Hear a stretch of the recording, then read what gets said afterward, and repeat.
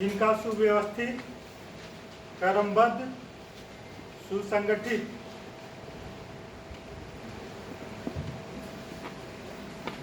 एवं वैज्ञानिक तरीके से अध्ययन करने को हम इतिहास कहते हैं।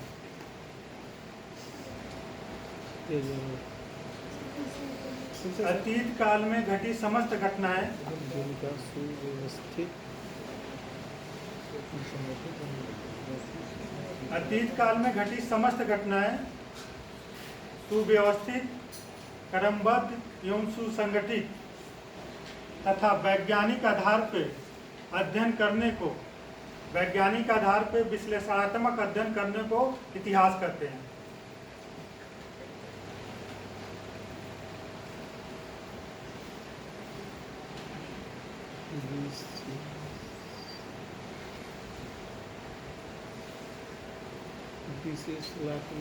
अध्ययन को इतिहास कहते हैं। वैज्ञानिक तरीके से विश्लेषणात्मक अध्ययन को हम इतिहास करते हैं। समझ में आ गया इतिहास किसे कहते हैं? किसे कहते हैं? कोई एक बोले।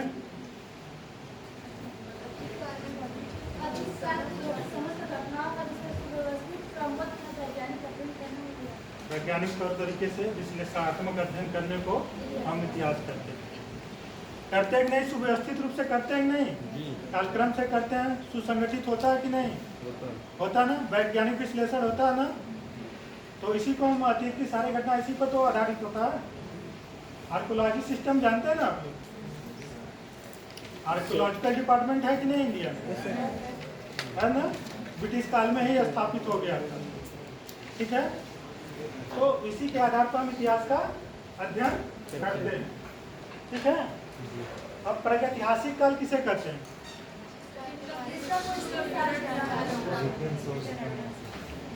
का उल्लेख न हुआ। इतिहास को 3 काल क्रमों में बांटा गया। प्रागैतिहासिक काल, ऐतिहासिक, आदि ऐतिहासिक काल और ऐतिहासिक काल। नोट कर लीजिए इसको भी।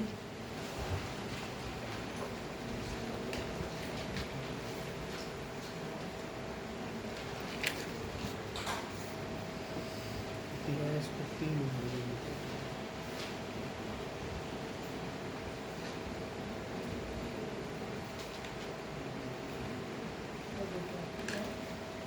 हो गया। पहला प्रागैतिहासिक काल, दूसरा आदि ऐतिहासिक काल और तीसरा है ऐतिहासिक काल।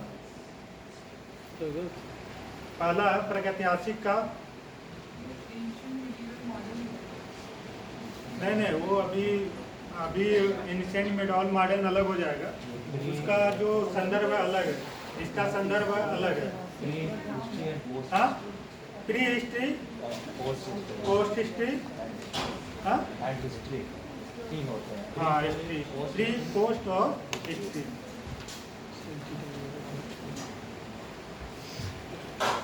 जी सर, तो एक कार्रवाई भी काल pre historic age, post historic age और हिस्ट्री एंड हिस्ट्री।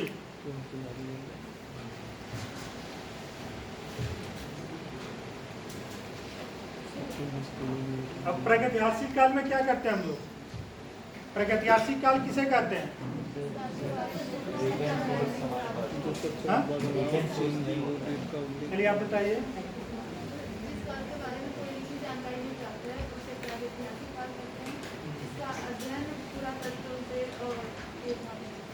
पुरातत्व के आधार पे होता है, यानी विश्लेषणात्मक होता है। खुदाई के माध्यम से जहाँ पे अध्ययन का सारे साक्ष्य मिलते हैं, उसे हम प्रागैतिहासिक काल में रखते हैं। और आदि ऐतिहासिक काल में, प्रोटो हिस्टोरिक एज में, जेम्स पिटसम महोदय थे जो 1853 में दावा करते हैं पढ़ने का, लेकिन ऐसा साक्ष्य वो दे नहीं पाए। तो इसमें क्या है? आदि ऐतिहासिक काल को क्या कहते हैं? जिसमें लिखित साक्ष्य का अभाव रहेगा। हाँ, डिकोड नहीं कर पाएंगे इसे हम। और ऐतिहासिक काल में डिकोड भी कर सकते हैं और रिटन भी सोर्स से मिलते हैं, मतलब लिखित साक्ष्य भी उपलब्ध हैं। ठीक है, अब इतिहास जानने के स्रोत कौन कौन से हैं?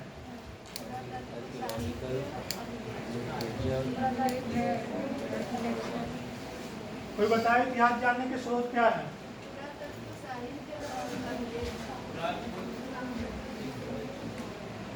सबका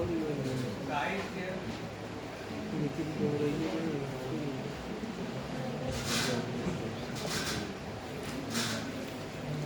नहीं पता कौन कौन से है? पहला क्या है? पुरातत्विक खुदाई ना। पहला पुरातत्व के खुदाई से हड़प्पा वगैरह का ज्ञान मिलता है ना। हड़प्पा का ज्ञान कैसे मिलता है? आर्कोलॉजिकल सिस्टम से, पुरातात्विक खुदाइयों के माध्यम से। दूसरा लिटरेचर, साहित्य, लिटरेचर के माध्यम से, जैसे मेगास्थनीज का इंडिका जो हमें मौर्य काल के बारे में पूरी जानकारी उपलब्ध कराता है। एग्जाम्पल में मेगास्थनीज का इंडिका, ठीक है। और तीसरा विदेशी यात्रियों के विवरण, जैसे मेगास्थनीज आता है तो इंडिका में लिखता है ना, तो इसके माध्यम से हम भी पता करते हैं इतिहास के बारे में, ठीक है। अब इतिहास क्या है, जानने के स्रोत क्या है और कैसे इसका अध्ययन करते हैं, इतना समझ में आ गया आप लोग को? इसमें कोई डाउट नहीं ना किसी को? ठीक।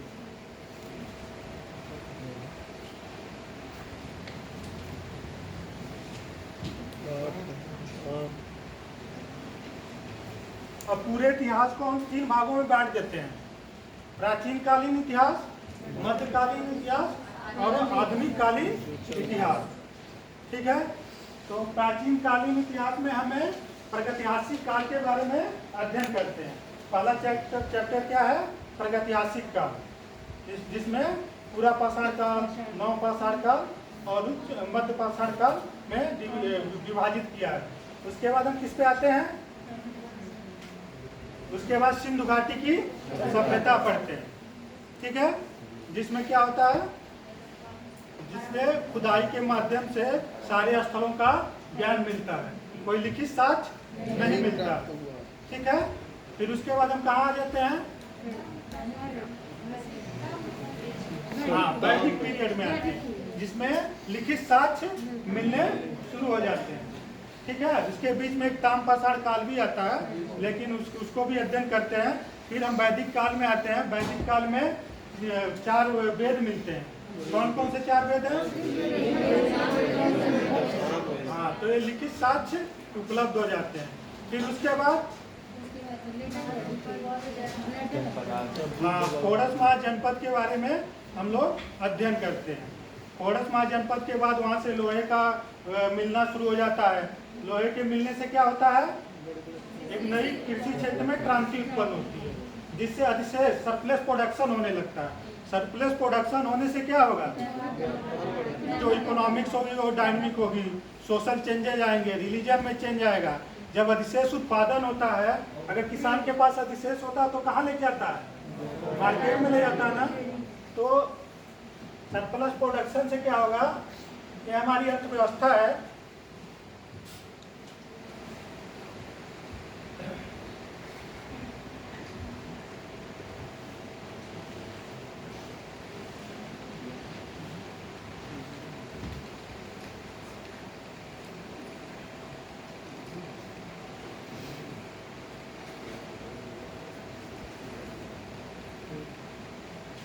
जब अर्थव्यवस्था में परिवर्तन होता है तो क्या क्या परिवर्तन होता है? राजनीतिक संरचना में परिवर्तन होगा कि नहीं होगा? होगा ना। जब अर्थव्यवस्था किसी की मजबूत हो जाती है तो क्या करता है? वो राजनीतिक क्षेत्र में भाग लेने लगता है, ठीक है। उसके बाद क्या करेगा? सामाजिक सहायता करेगा, सामाजिक क्षेत्र में सहायता करेगा। सामाजिक क्षेत्र में सहायता इनसे दान देगा, बहुत अच्छे अच्छे वर्क करेंगे, ये सब सारे काम वो करेगा, ठीक है। उसके बाद धार्मिक क्षेत्र में जब आप लोग के पास ज्यादा पैसा हो जाता है तो लोग क्या करते हैं? धर्म कर्म में भाग लेते हैं कि नहीं लेते हैं? तो वही होता है, जब लोहे की मिलना शुरू हो जाता है षोडश महाजनपद में, तो क्या होता है? सरप्लस प्रोडक्शन होने लगता है। सरप्लस प्रोडक्शन होने से सामाजिक, आर्थिक, राजनीतिक, सांस्कृतिक सारे क्षेत्रों में परिवर्तन होना शुरू हो जाता है, और वहीं से एक केंद्रीकरण, एक राज्य व्यवस्था की शुरुआत हो जाती होगी कि नहीं होगी? फिर वही मौर्य मतलब हर्यंक वंश का स्थापना होता है। हर्यंक वंश का नाम सुने हैं ना आप लोग? 544 से 4112, हाँ 412 तक, 544 से 412 तक हर्यंक वंश की स्थापना कौन करता है? बिंबिसार। ठीक है, एक बिंबिसार है, एक बिंदुसार भी है। ठीक है, तो ये अंतर समझ लीजिएगा आप लोग, बिंबिसार और बिंदुसार में। ठीक है, बिंबिसार के बाद अजातशत्रु आते हैं। ठीक है, इनकी हत्या करके इसको, इस वंश को तांता वंश भी बोलते हैं। उसके बाद उदयन आते हैं। ठीक है, ये सब होता है। फिर मौर्य आते हैं, नंदवंश की, नंदवंश। ठीक है, नंदवंश पुष्मिशुंग की, पुष्मिशुंग होते हैं ना, अंतिम वो नंदवंश की हत्या करके पुष्मिशुंग आता है। शुंग के बाद मौर्य आ जाते हैं, शुंग वंश के बाद। फिर मौर्य में चंद्रगुप्त मौर्य वगैरह का आप लोग नाम सुनते हैं। ठीक है, मौर्य के बाद आते हैं। हाँ मौर्य के बाद पुष्पचारी। हाँ मतलब एक क्रांकोलॉजी हम बता रहे हैं। मौर्य वंश के बाद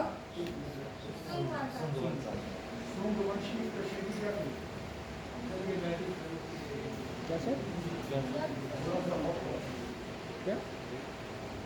What was the exclusive feature of Sung dynasty? हाँ बोलो।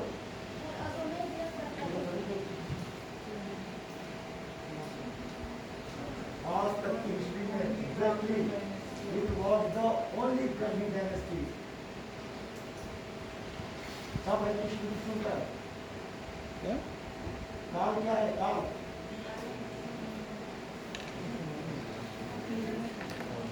मैंने तो काल कब था?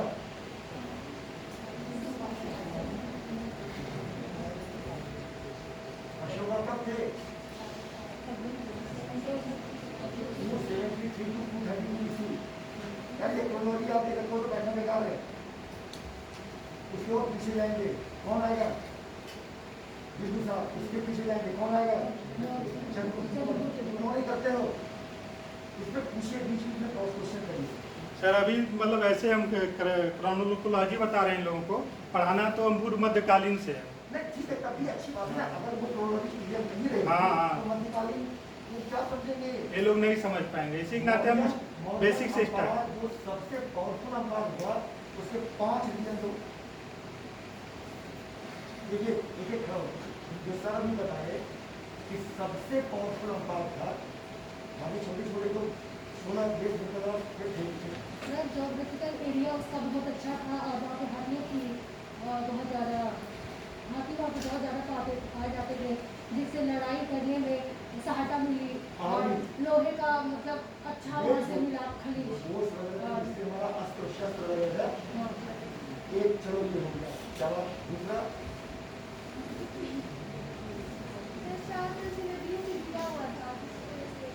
हाँ इसके 2 फायदे थे। एक क्या बन गया था, ये खेड़ा। वाटर फोर्ट बन गया था।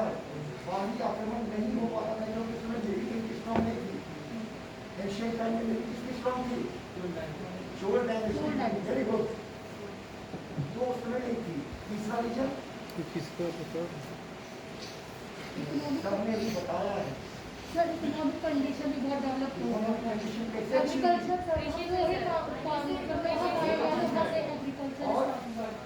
Agriculture production due to fertility of land. गरीब ये गंगा यमुना का दुआ था, बहुत ज्यादा पैदावार होती थी। तो कैसे मेन के सारे क्वेश्चंस को कैसे आंसर करोगे? इन लोगों को देते हैं ना क्वेश्चन। हाँ सर जी सर, अभी आज फर्स्ट डे है इन लोगों का। अच्छा फर्स्ट डे। हाँ तो इसकी हिस्ट्री नहीं पढ़ा तुम लोगों ने सबसे? सारे लोग तो दिमाग में तो नहीं बताते कि उन्होंने हिस्ट्री पढ़ी है इसके पहले भी। आप लोग इनिशियल पढ़ चुके हैं? जैन और बौद्ध धर्म का पढ़ाया है, मुझे पता है। जैन और बौद्ध मैंने वाकई पूछा था कि हिस्ट्री में क्या क्या आप लोग पढ़े हैं और कौन हिस्ट्री बैकग्राउंड से है। हमेशा जीरो से स्टार्ट लोगे तो कहीं पहुंच पाओगे क्या अपने डिस्टिनेशन पर? जैन और बौद्ध धर्म पढ़े हैं, फिर मेडिवल समय पर आप मॉडर्न का स्टार्टिंग। ठीक है, तो मेडॉल से ही हम स्टार्ट करेंगे। बस एक उसका क्रोनोलॉजी के हम बता रहे हैं आप लोग को कि कैसे कैसे डेवलप हुआ। ठीक है, फिर मौर्य के बाद गुप्त आते हैं, बीच में और वंश भी है, फिर गुप्त उत्तर आता है और गुप्तों का पतन हो जाता है। गुप्तों के पतन के क्या कारण थे?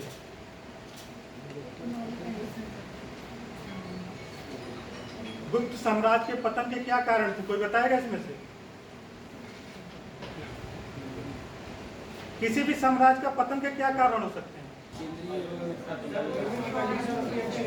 हाँ? सिस्टम जो था रिजिड हो चुका था सुबह। क्या खड़े होकर बोलिए। कास्ट सिस्टम जो है रिजिड हो चुका था, पेमेंट की कंडीशन जो है सर और कंडीशन खराब हो गई थी उस समय। क्या ये पतन के कारण थे गुप्तों के? और बताइए कोई।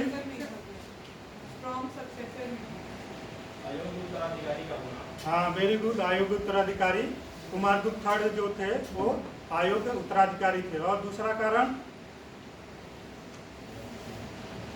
गूढ़ों का आक्रमण शुरू हो जाता ना।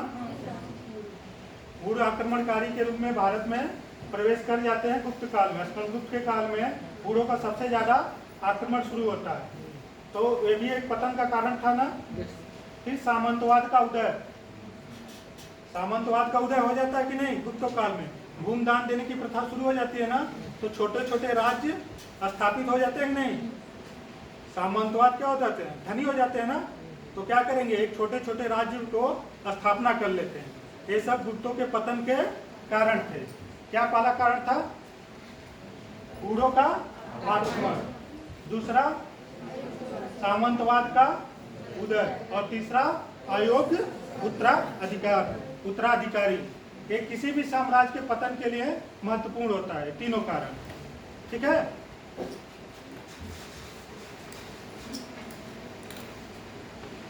अब हम लोग पढ़ेंगे पूर्व मध्यकालीन भारत का इतिहास।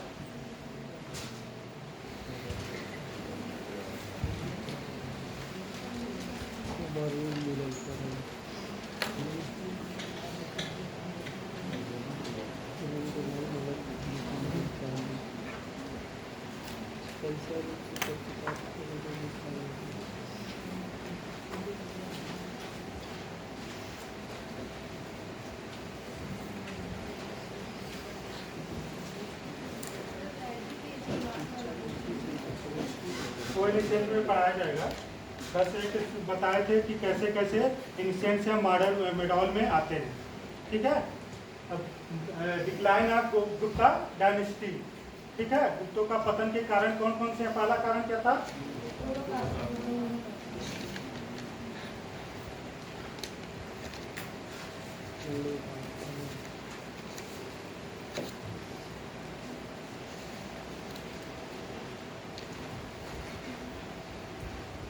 दूसरा,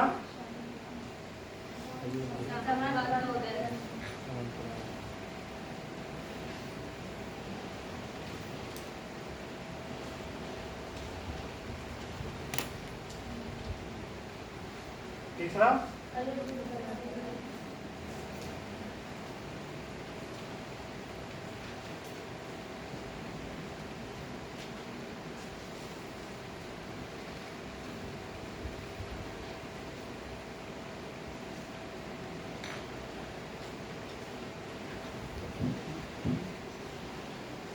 ठीक है। तो गूढ़ों का आक्रमण, सामंतवाद का उदय और अयोग्य उत्तराधिकारी, ये भी किसी भी साम्राज्य के पतन के लगभग कारण होते हैं। ठीक है। अब यहीं से आप लोग हर्ष का नाम सुने कि नहीं?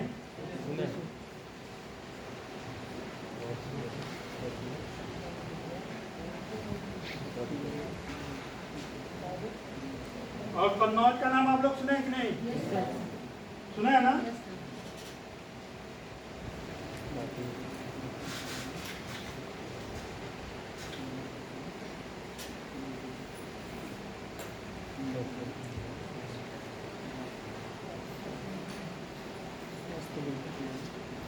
एक पुष्यभूति वंश था। हर्षवर्धन किससे संबंधित थे? पुष्यभूति वंश थे। ठीक है ना। प्रभाकर वर्धन इसके पिता थे और संस्थापक थे पुष्यभूति वंश के। ठीक है। और इनकी एक पुत्री भी थी, राजश्री। ठीक है। देखिए, प्रभाकर वर्धन के 3 लड़के थे और राजश्री। ठीक है।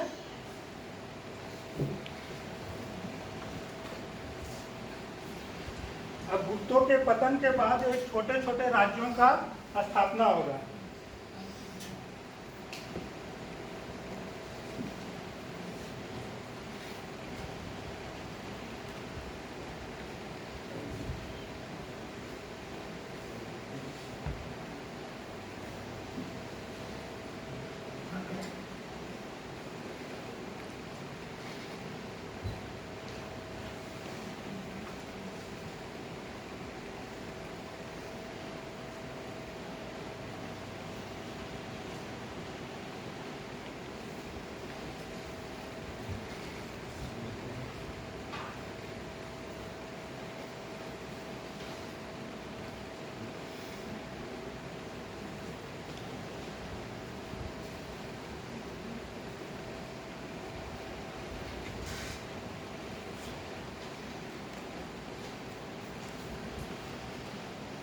इनकी राजधानी कहाँ थी? थानेश्वर थी। कन्नौज किनकी राजधानी थी? हाँ?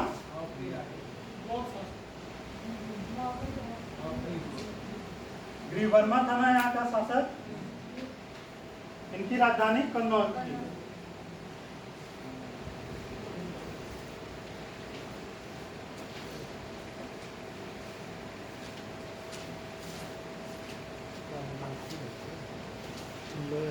मछली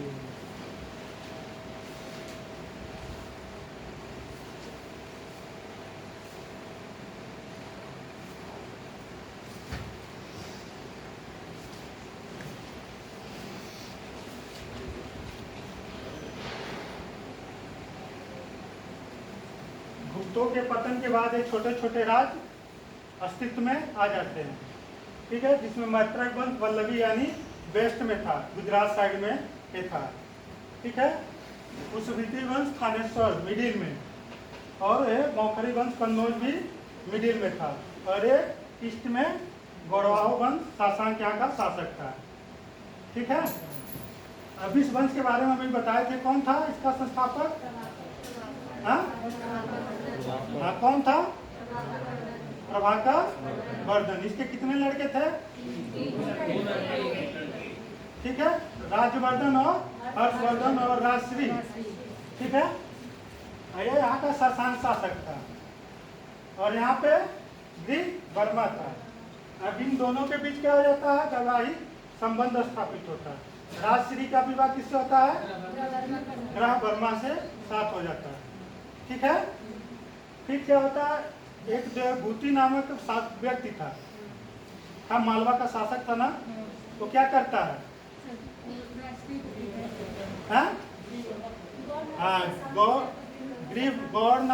गौड़ शासक शासन के कहने पर वो ग्रीवर्मा की हत्या कर देता है, ठीक है।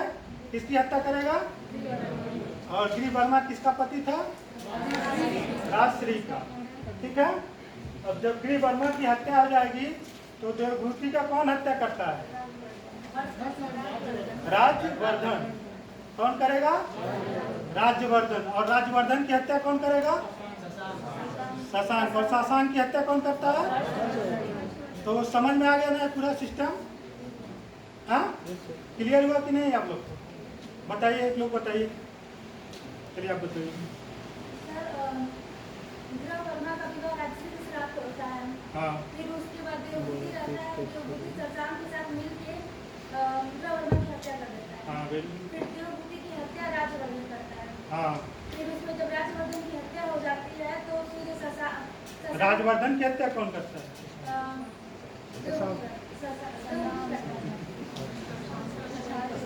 अभी आप लोग क्लियर नहीं हुआ? कोई और बता?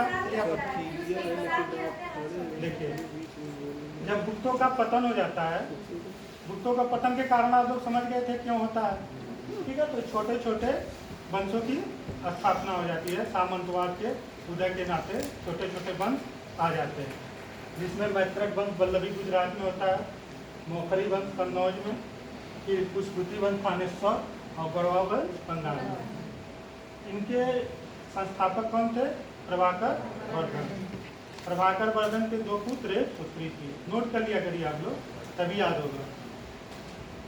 प्रभाकर वर्धन के 2 पुत्र और एक पुत्री थी, ठीक है। पुत्र कौन थे? राजवर्धन और हर्षवर्धन। हर्षवर्धन। ठीक है। अब इनकी पुत्री जो प्रभाकर वर्धन की पुत्री थी, उनकी शादी वैवाहिक संबंध किससे हो जाता है? कन्नौज के मौखरी वंश के शासक ग्रीव वर्मा के साथ हो जाता है।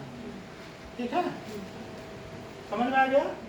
फिर ग्रीव वर्मा के ये लोग ईर्ष्या करते हैं। कौन करते हैं? देवभूति मालवा शासक था, देवभूति ईर्ष्या करता है, तो ईर्ष्यावश क्या करता है? ग्रीव वर्मा की हत्या कर देता है। किसके कहने पर? शासन के कहने पर। इसके भी राजनीतिक कारण थे, लेकिन राजनीतिक कारण को हम चर्चा नहीं करेंगे, बस ऐसा ही बता रहे हैं। ठीक है। जब इनकी हत्या हो जाती है तो फिर कौन इनकी हत्या करेगा? फिर मालवा नरेश देवगुप्त की हत्या कौन करता है? राजवर्धन करेगा। फिर राजवर्धन की हत्या कौन करेगा? शशांक। और शशांक की हत्या हर्षवर्धन करता है। समझ में आ गया ना? अब बताइए, चलिए। वर्मा की शादी की जाती है राजस्थान के साथ। हाँ। फिर उसके बाद वर्मा की हत्या देवभूति करता है। फिर उसके बाद देवभूति जब वर्मा की हत्या कर देता है तो देवभूति की हत्या करता है राजवर्धन। हाँ। फिर उसके बाद राजवर्धन की हत्या गौर नरेश शशांक करता है। हाँ, वेरी गुड। शशांक की हत्या हर्षवर्धन करता है। हाँ, वेरी गुड। समझ में आ गया ना पूरा कहानी? ठीक है। अब यहीं से फिर क्या करता है हर्षवर्धन? इनके साथ एक जो राजश्री होती है, ये बिंद के जंगलों में चिता पर बैठ के अपनी समाधि बनाती हैं। तब तक ये पहुंच जाता है। कौन पहुंचेगा? हर्षवर्धन। और इसको बचा लेता है, रोक लेता है। उसके बाद ये क्या करता है? कन्नौज और थानेश्वर को महारानी बना के और वहाँ पे खुद का कन्नौज को राजधानी बनाता है और शासन स्थापित करता है। कौन करेगा शासन स्थापित? हर्षवर्धन। और कन्नौज क्यों, कन्नौज का क्या महत्व था उस समय? क्यों कन्नौज को राजधानी इसने बनाया?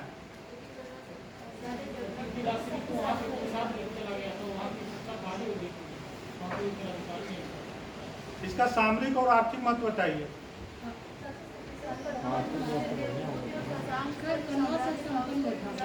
हाँ, चलिए। एक से एक संपन्न था। क्यों संपन्न था? सर वहाँ पे सर भौगोलिक परिस्थिति भी सर अच्छी थी वहाँ की। और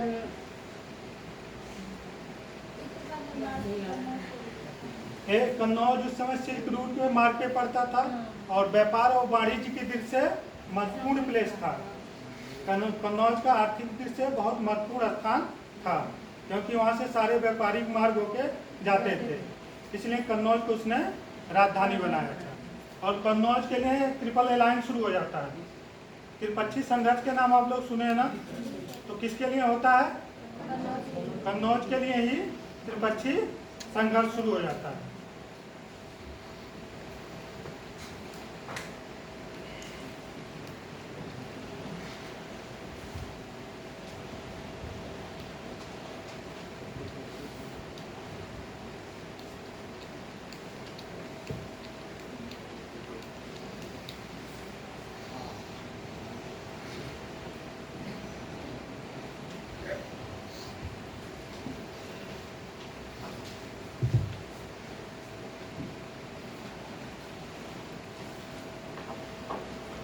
पक्षी संघर्ष किसके लिए होगा?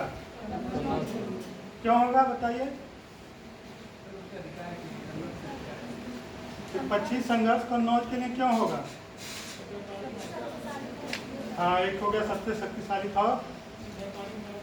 हाँ, व्यापारिक मार्ग पर था, व्यापार और वाणिज्य की दृष्टि से महत्वपूर्ण स्थान था। इसलिए नहीं संघर्ष करेंगे। कोई चीज अच्छा होगा तभी तो लोग संघर्ष करते हैं उसको पाने के लिए। तो कन्नौज का महत्व था।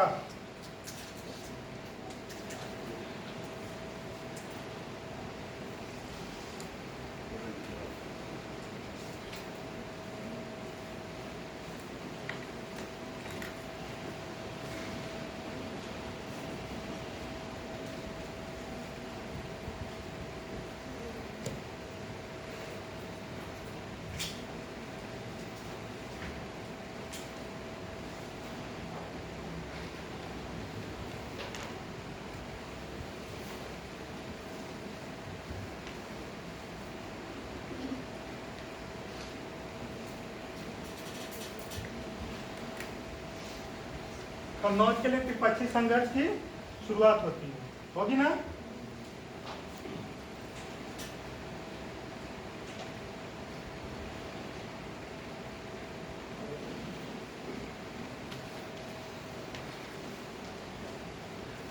यहाँ कौन था? ठीक है, यहाँ पे रतिहार।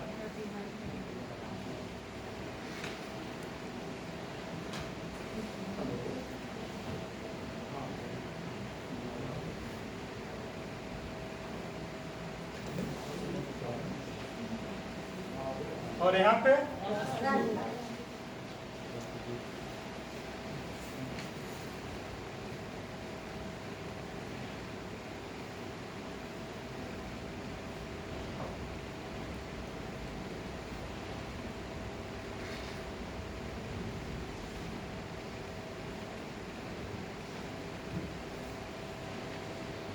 यहाँ पे पाल शासक कौन था? गोपाल तो स्थापना किया था पालवंश, धर्मपाल।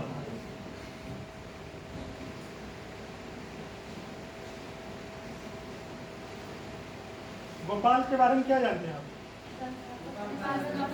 पालवंश का और क्या जानते हैं आप लोग? डेमोक्रेसी का नाम आप लोग जानते हैं, लोकतांत्रिक प्रणाली। गोपाल ऐसा पहला शासक था जो लोकतांत्रिक प्रणाली द्वारा निर्वाचित होता, जनता द्वारा चुना गया था। ठीक है, पालवंश का पहला शासक गोपाल जो था।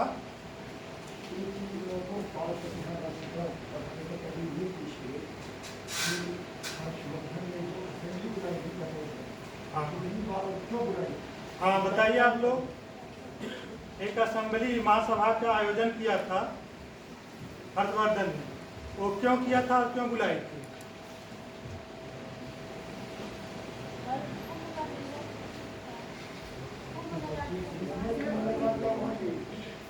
सर का क्वेश्चन सुनिए और बताइए इसका आंसर आप।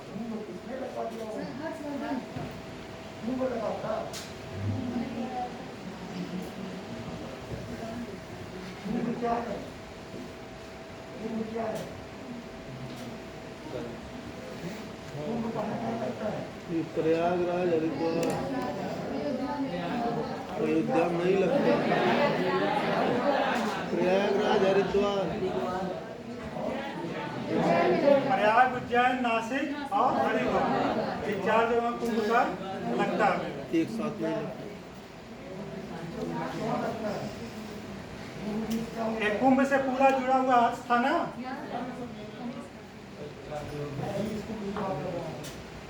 कुंभ का महत्व क्यों है पूछा जा रहा, कुंभ का महत्व क्या है? मतलब क्या होता है? शादी का क्या है? हाँ, अमृत भर, अमृत कलश, इसके पीछे क्या है?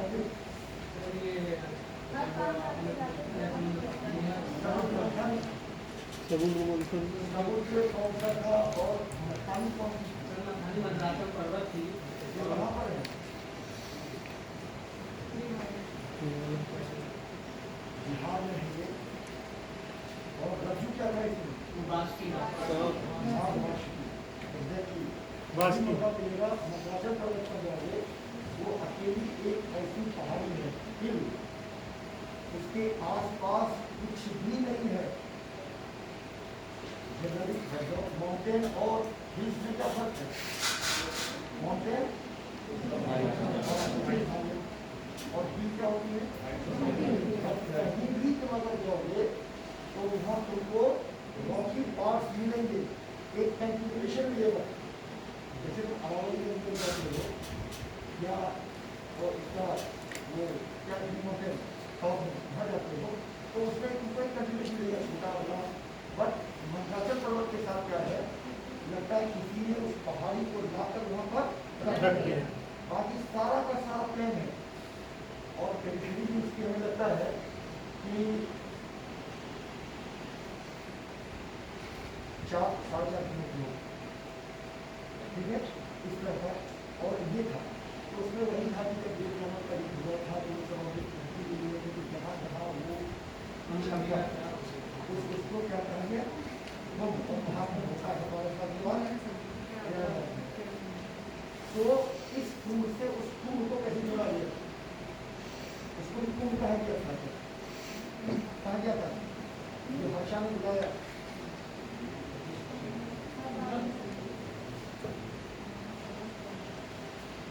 धर्म सम्मेलन का ये महाकुंभ था। कुंभ वो भी था, बल्कि कुंभ नहीं था कि 3 लड़कियों का जो है संगम है।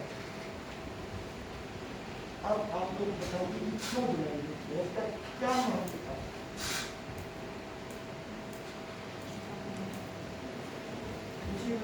बताइए आप लोग क्या महत्व था, क्यों बुलाया? पहले क्यों बुलाया गया था?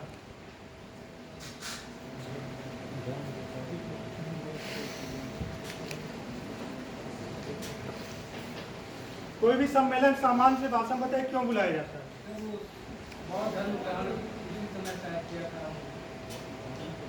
चलिए हाँ, पॉइंट चल रहे हैं। और बताइए,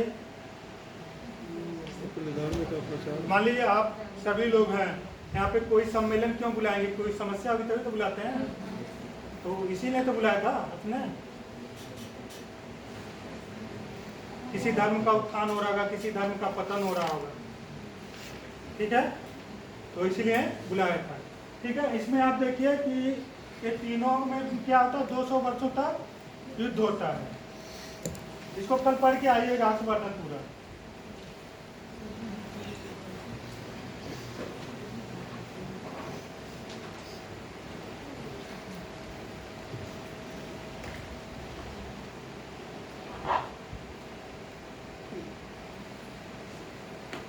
स्टार्ट कौन किया था पहले युद्ध का?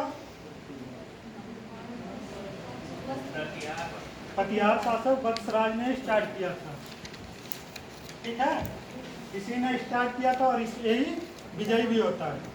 जो स्टार्ट करता है वही विजयी भी होता है। वो बासुकीनाथ वाला, मतलब वो उसको ध्यान रखिएगा, कई बार आ चुका क्वेश्चन। जो मंदराचल पर्वत पे बासुकीनाथ जो लगाए थे अपना, जिसका मंथन हो रहा था, वो पूछता है किस कौन क्या था, कौन सर्प थे। टीसीएस में कई बार पूछ चुका है क्वेश्चन। जो मंदराचल पर्वत का हो रहा था, अमृत वगैरह निकला था ना, रोटेशन, तो वो किस सर्प का था, रस्सी बनी हुई थी, तो बासुकीनाथ का ही था। ये पूछ चुका क्वेश्चन, इस चीज को ध्यान में रखिएगा आप लोग।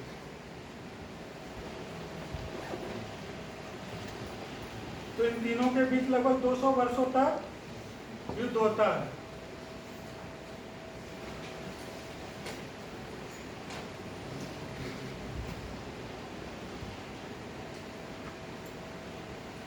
ठीक है, और कौन विजयी होता है? पटियार विजयी होते हैं अंत तक। ठीक है, इसके बाद क्या होगा जब विजयी हो जाएंगे?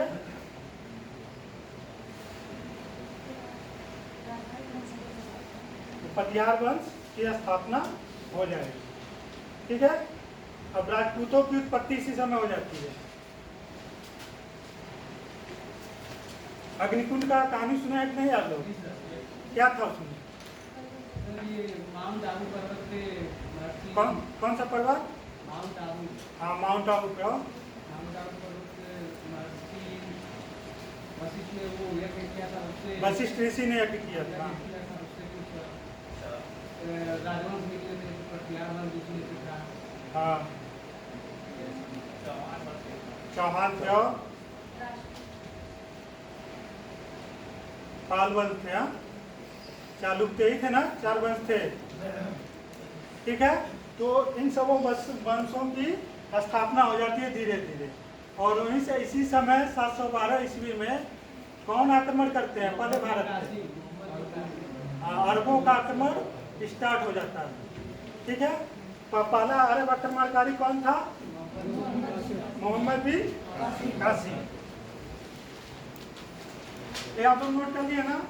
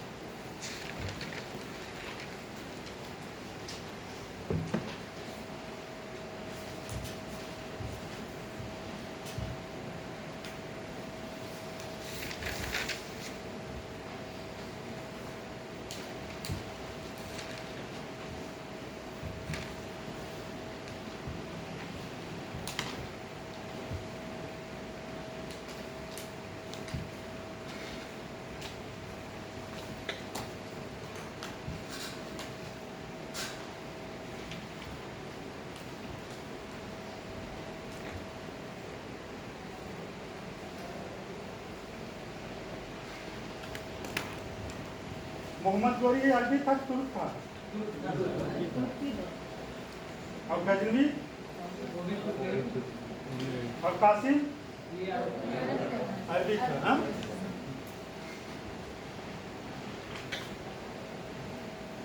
अरबों का पहला आक्रमण कहाँ होता है?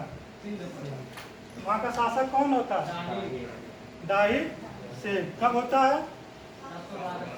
हाँ, 712 ईस्वी में। क्यों आक्रमण होता है? जहाँ से व्यापारी उसमें लूटपाट से परेशान रहते हैं तो उसको दो दिन का मतलब कि बताते हैं और कभी वो कोई मतलब कि कार्य नहीं करता है, फिर वो वहाँ चले जाते हैं जो खलीफा रहता है, उसके पास जाने के बाद तो फिर वो भी पत्र लिखता है, उसके पत्र के जवाब नहीं देता है ये, तब वो लोग आक्रमण करते हैं। क्योंकि चलिए कल से आप लोग इसको पूरा पढ़ के आइएगा, क्यों आक्रमण करता है भारत पे, क्यों और राष्ट्रों पर आक्रमण नहीं करता है।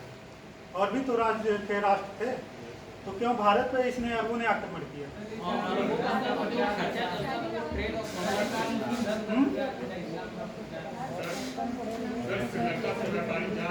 इसमें ओटोमान अंपायर कितने लोग जानते हैं? ओटोमान अंपायर, ओटोमान साम्राज्य। कुस्तुतुनिया का पतन 1453 में हो जाता, वहाँ से ऑटोमन साम्राज्य का वो भी खत्म हो जाता। तो ऑटोमन साम्राज्य क्या था आप लोग जानते हैं? पुनः जागरण जानते हैं? सर पूछ रहे हैं, बताइए आप लोग। हिजरी संबंध कब से शुरू होता है? क्यों? सर वो जो हजरत मोहम्मद मक्का से मदीना किया था, यात्रा नहीं शुरू की। क्या हुआ था? मक्का से मदीना किया था। हम गोरखपुर से जुड़िया कर रहे हैं। हिजरत संबत का स्टार्ट हुआ था sir. It was a flight from Mecca to Medina.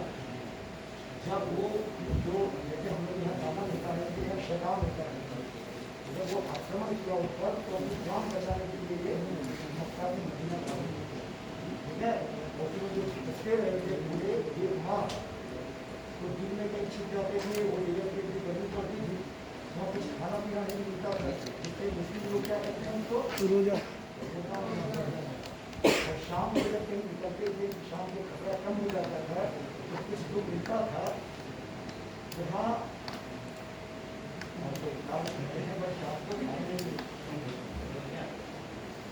के बाद जो सुबह खाई जाती है क्या कहलाती है, और जो शाम को खाई जाती है,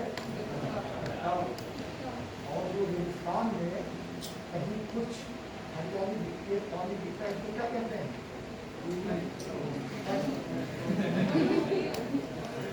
अगर लोग इसका क्या है? पुरानी परावर्तन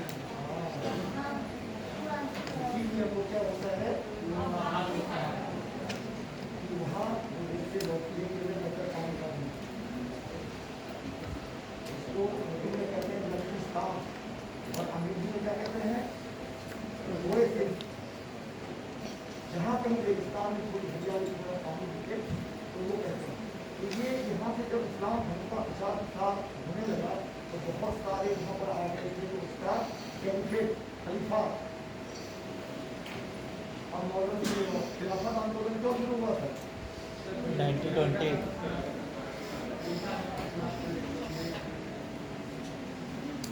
शायद को लगाते हो। खलीफा का साथ इसीलिए जो अंग्रेज थे जिनके समय में स्टोरी अपने होता था, देखो जब भी पढ़ो चीजों को इधर नहीं किया करो, ऐसे नहीं चलेगा।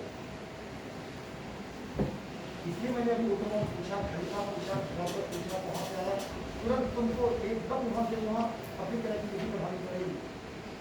तो इन लोगों ने पूरा ये किया था जिसमें मुस्लिम इस्लामी कंट्रीज थे, और यहाँ भी जो लोग थे उन्होंने कहा कि खिलाफत आंदोलन प्रारंभ किया जाए ताकि हमारा जो कैबिनेट सीट है वो हमारा बचा रहे। तो सर जो बताते हैं अल्टीमेटली फिल्मों को पढ़ने के बार बार कह रहा हूँ, अब तुम लोग वो श्रोता की तरह, कौन से श्रोता था? हुजूर किस चीज के श्रोता थे? रामायण के ग्राम मानस के जो महाभारत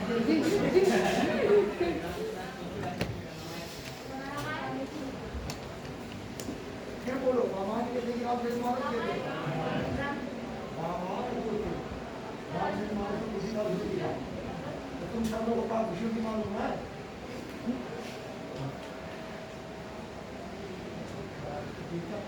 रामायण सारे कोचिंग हर जगह बंद हो चुके हैं। सेकेंड फेज जो है भर रहा है, किसान कब बुला रहे हैं? तुम लोग को जो प्रिविलेज मिला हुआ है, इसके बाद तुम लोग अपनी आदत से बात हुआ है। तो सर को पूछ पूछ के परेशान कर देते तुम लोग, कितने क्वेश्चन, कितनी क्वेरीज होती। आप कंक्लूड करिए। तो समय सर हो गया समय। पेन किसका है? पढ़ो बच्चे, पढ़ो घर जाके, जितनी चीजें बताई गई हैं एक पूरा पढ़ना चाहिए, पूरा